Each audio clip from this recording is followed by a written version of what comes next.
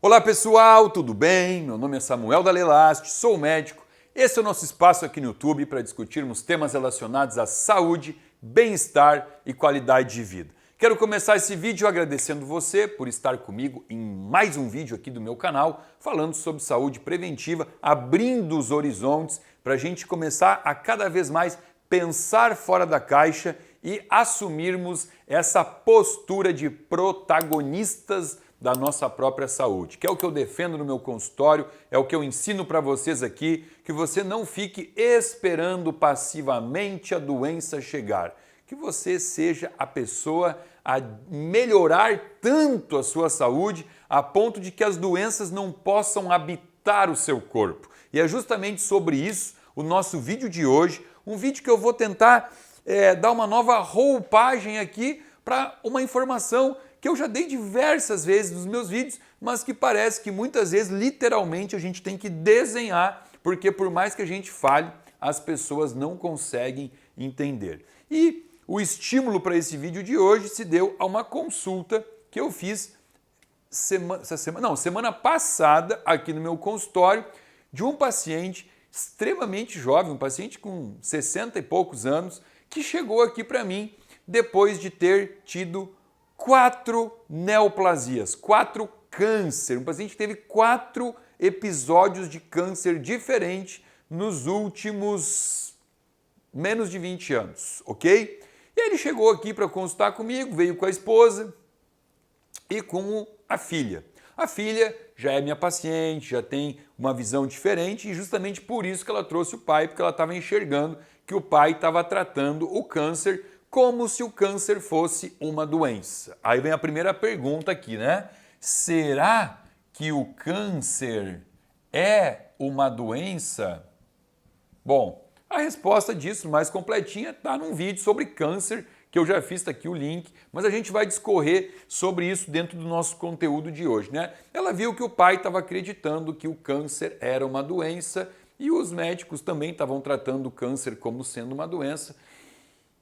E a coisa pode mudar, né? A visão nossa pode mudar quando tivermos o entendimento real sobre essa afirmação que hoje norteia possivelmente mais de 95% das pessoas. As pessoas acreditam que ter saúde é simplesmente não ter uma doença. Ou seja, eu não tenho uma doença, logo eu tenho uma saúde. Será que isso é verdade? Olha o perigo de a gente acreditar nessa afirmação. Ou seja, uma pessoa que não está obesa, que não toma remédio nenhum e que não tem queixa nenhuma, é vista como uma pessoa saudável. Aí o que acontece? Essa pessoa me procura aqui depois, lá pelos seus 55 anos de idade, e vem com um quadro de câncer no intestino, na mama, onde for, e fala assim, mas Samuel, como que eu tive esse câncer se eu sempre fui saudável? Olha o pensamento. Você sempre foi saudável? Por que você acredita que você sempre foi saudável? Ah, porque eu nunca tive nada, eu nunca senti nada. Aí eu pergunto assim, você tomava ou toma refrigerante? Tomo. Não, refrigerante eu tomo, mas tomo diet, né? Eu tomo diet. Você consome comida enlatada? Como. Comida com conservante, com corante, comida com agrotóxico. Você tem o hábito na tua casa de escolher somente alimentos orgânicos? Não, eu acho besteira isso. Bom, então vamos lá. Aí eu tenho que resgatar aqui com vocês um cara chamado Linus Pauling. Olha só, Linus Pauling, em 1954, ele ganhou um prêmio Nobel, porque ele literalmente afirmou com os estudos dele que quem determina a doença é o meio em que a célula está vivendo. Quando eu estou fazendo minhas consultas aqui, dentro desse consultório, e eu faço alguma analogia com o paciente, tentando comparar o nosso corpo com alguma coisa, eu sempre comparo com um carro. Eu sempre falo de carro, porque fica mais fácil o paciente entender, né? O paciente me procurou aqui, ele nasceu em 1968. Aí eu pergunto para ele, vem cá, um Opala 1968 é um carro velho? E quase todos falam que sim. Eu digo, não, um Opala 1968 é um carro antigo. Se ele vai estar velho ou não, depende do estado de conservação. Ou ele vai estar no museu, bonitaço, ou ele vai estar no ferro velho todo podre, né? Então eu sempre comparo com carro, mas está errado. Está errado, porque se eu tiver que fazer um comparativo com uma estrutura que se assemelha em muito o nosso corpo, essa estrutura é o aquário, o tal do aquário de Linus Pauling. Então vamos lá. Aliás, vamos fazer esse aquário maior. Vamos fazer mais bonito, que isso aqui é extremamente importante. Vamos pegar uma canetinha boa aqui, tudo sem tinta. Ó, aqui eu estou tentando desenhar um aquário, ok? E dentro desse aquário, o que a gente mais encontra dentro de um aquário? Não é água. Vamos desenhar a água aqui, ó. Ó, isso aqui, então, é a água do meu aquário, ok? Tentando fazer aqui a coisa em 3D, viu? Ó, aqui eu tenho água. Muito bem. E o que eu tenho dentro desse aquário? Além da água, eu tenho peixinhos. Olha aqui, ó, peixinhos. E quando eu for querer comparar o corpo humano, vamos desenhar um corpo humano aqui, ó. Vamos desenhar o novo modelo de corpo humano, né? Que é assim, ó.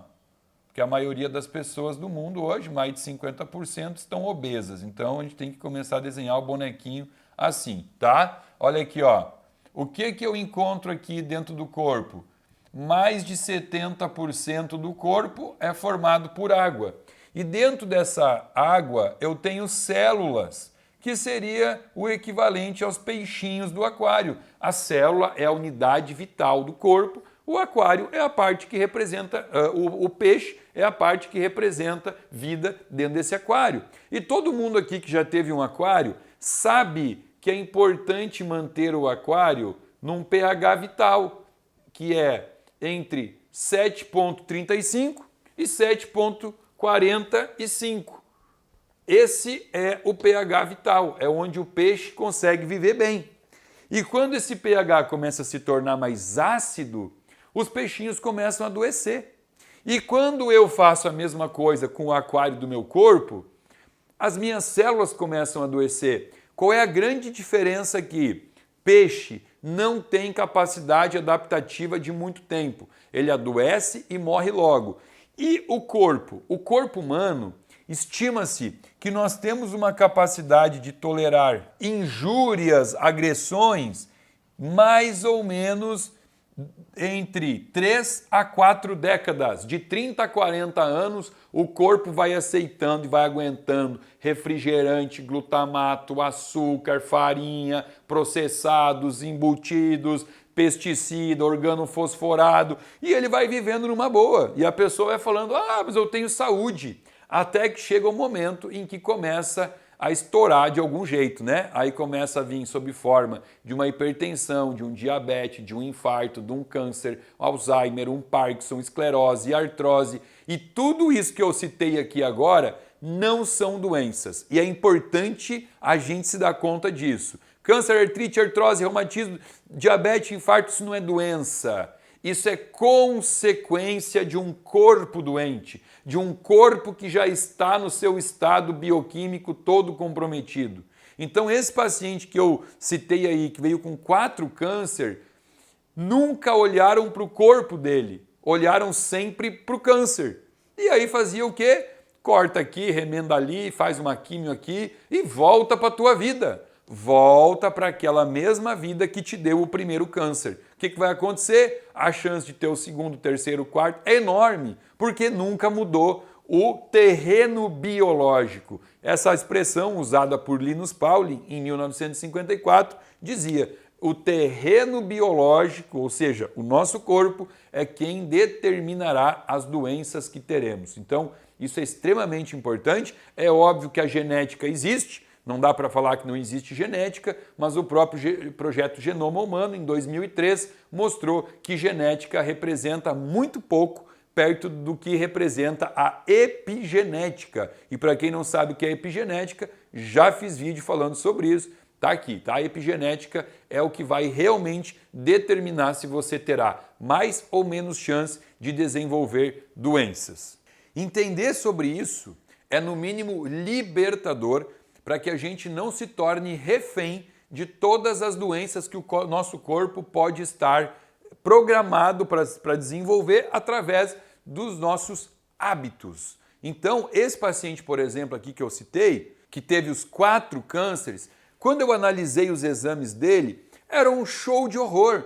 Excesso de coisas que não deviam estar em excesso, escassez de coisas que não deviam estar em falta, né? Como, por exemplo, tinha pouca vitamina B12, com a vitamina B12 baixa, a homocisteína aumenta. Homocisteína aumenta risco de câncer. O paciente tinha deficiência de vitamina D. Deficiência D é um hormônio que aumenta a imunidade. Então, esses equilíbrios todos são extremamente importantes para que o nosso corpo não se torne um terreno onde a gente vai plantar a sementinha do mal e vai brotar, né? O nosso corpo tem que ser um terreno tão saudável que essas sementinhas do mal, de doença, elas não consigam se desenvolver. Tem que ser um terreno bom para desenvolver saúde. E qual que é a grande sacada aqui? É entender que a doença, ela não existe.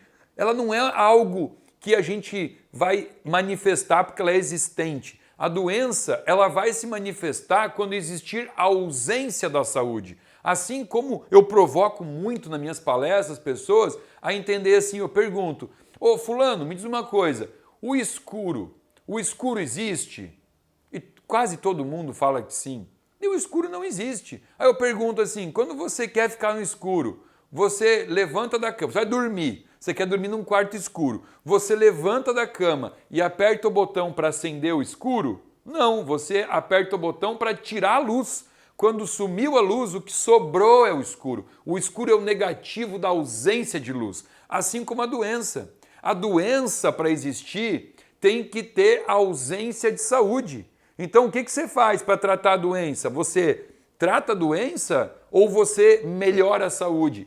Trate a saúde do paciente. Quando melhorar a saúde, a doença deixará de existir. É assim que a gente tem que trabalhar com a nossa vida, com o nosso corpo, porque senão a gente vai ficar refém de todos os tratamentos para todas as consequências e manifestações que esse corpo aqui, num pH ácido, né, um pH de 6, já é um pH que vai começar a ser maravilhoso, sedutor, para que todas as doenças possam, então, se desenvolver e se manifestar no nosso corpo.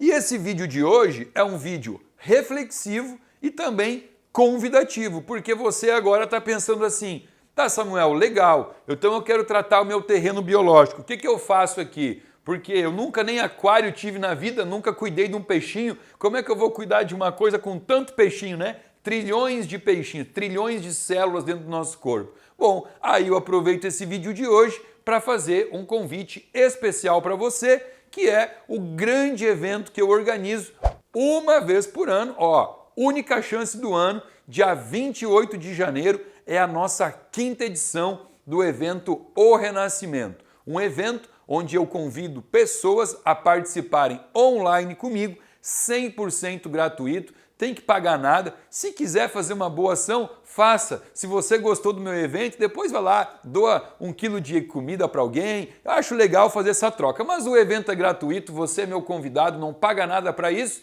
Para isso você só precisa clicar no link que está abaixo deste vídeo e aí você vai ver ali todas as informações. Será no dia 28 de janeiro, às 16 horas, domingão à tarde. Ao invés de a gente ficar assistindo programa ruim na TV, vamos convidar a família toda, as pessoas que você ama, as pessoas que você quer bem, para estarem junto comigo nesse dia, todo mundo no sofá, comendo ali uma pipoquinha não transgênica, orgânica, essa pode, e a gente vai estar junto então para falarmos sobre todas as ferramentas, todo o conhecimento e informação que você precisa ter para não deixar que o seu aquário esteja cada vez mais sujo e, consequentemente, cada vez mais doente. Conto com a sua presença, espero que você tenha gostado desse vídeo. Se você gostou, além do like, se inscreva para a gente estar junto no evento O Renascimento.